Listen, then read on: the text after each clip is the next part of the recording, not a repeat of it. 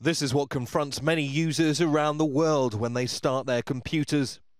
The message looks official, but it's a demand for money from international cyber criminals. Users face a $300 demand to unlock their data. Tens of thousands of computers have been infected in up to 99 countries. Russia was the worst hit, followed by Ukraine, India and Taiwan.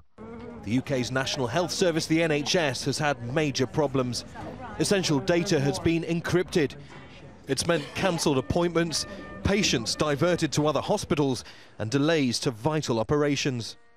Just coming for an operation on my kneecap, shattered knee, and got here at 6 o'clock for the op, and basically got told, sorry, ain't happening, got to go home, we'll let you know when we can. Everything had to be handwritten, so they couldn't access my records, couldn't access my GP records either, so they couldn't even check I had had my tetanus, for example. The British government insists all patient data is safe. It convened its National Emergency Committee, COBRA, to contain the crisis. Elsewhere in Europe, the French car maker Renault said tens of thousands of its computers in nearly 100 countries have been affected.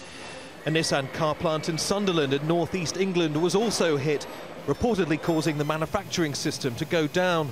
And at Spain's biggest telecoms company, Telefonica, workers were sent home after ransomware was detected on office computers. This happened about 10:30 or something like that. The computers turned blue and they said that we should go.